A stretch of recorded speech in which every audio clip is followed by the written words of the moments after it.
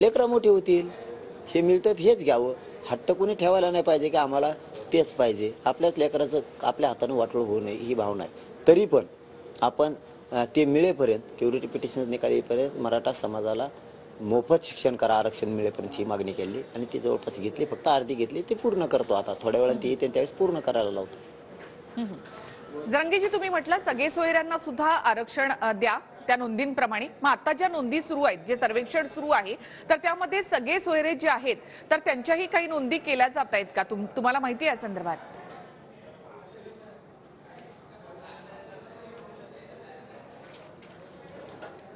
लय नोंदी निघाल्यात ताई, कोणाचे सगळ्यांच्याच नाव ठेवते त्यांच्या निघाल्यात आणि कोणाच्या निघाल्यात. सगळेच खरे शेतकरी पूर्वी शब्द होता. पूर्वी काय माहित होतं इंग्रजाच्या काळात, निजामाच्या काळात जिकडे जिकडे राजवट त्यांची होती तिकडे काय माहित होतं अगोदर पुढे आरक्षण मिळणार आहे. तुमचा व्यवसाय काय, शेतीचा ऐवजी ते कुणबी म्हणायचे, कुणबी करतो. हे सगळ्यांच्या त्याच्यावरती पूर्वी लिहिलेलं आहे. हे नंतर काहींचा मराठा झाले.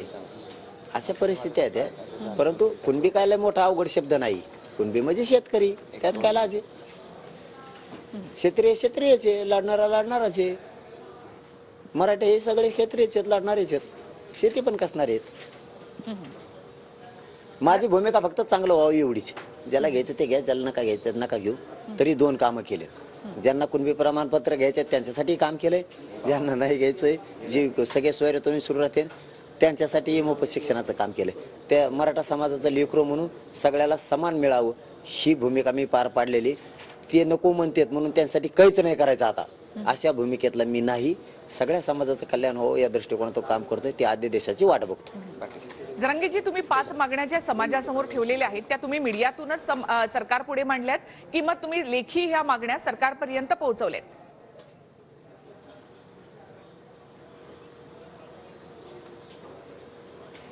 नाही, लेखी दिल्यात, मीडियाच्या माध्यमातून मी मांडल्या. मीडियाच्या बांधवाच्या माध्यमातून जास्त मांडल्यावर काय परिणाम होतात तर ते तुमच्याकडं तुमच्या समक्ष बोललो आणि समाजाचं सुद्धा ते नाही समाजाचं हाय ते समाजाचं सुद्धा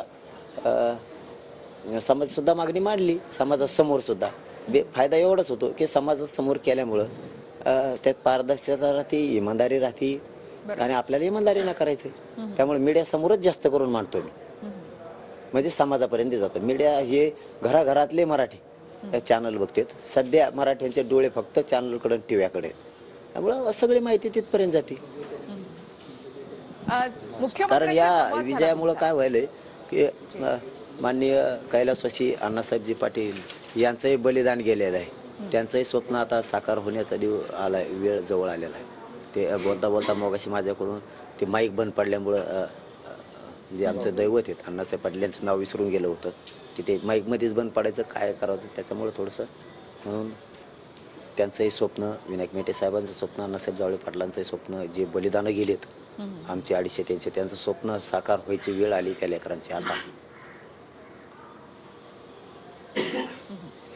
मुख्यमंत्र्यांशी तुमचा संवाद झाला होता. मुख्यमंत्री काय म्हणाले तुम्हाला? फोन करा, फोन उचला, फोन करता फोन उचला. नाही, ते शुभेच्छेसाठी झाला होता. 26 जानेवारीच्या शुभेच्छाच्या बद्दलचा विषय होता, तेवढंच बस. जरंगेजी, तुम्ही म्हणालात की आरक्षण जर मिळालं तर गुलाल घेऊन आपण मुंबईमध्ये जाणार, नाहीतर आरक्षणाचा लढा सुरू ठेवणार. आजपासून तुमचं उपोषण देखील, आता सध्या तुम्ही उपोषणावर आहात या ठिकाणी, तर आज रात्रीपर्यंत हा मसुदा येईल किंवा अध्यादेश काढला जाईल अशी अपेक्षा आहे. कोणी संवाद साधला? शिष्टमंडळ येते तुम्हाला भेटायला?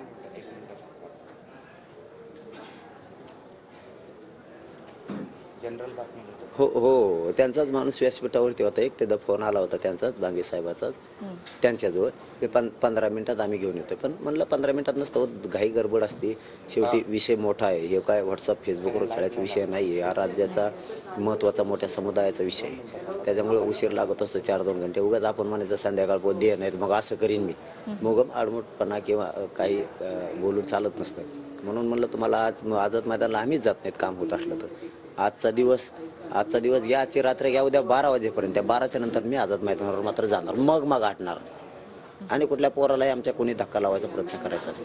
आणि जर कोणी धक्का लावला मी झाडून पुसून मराठा मुंबईत यायला लावेल.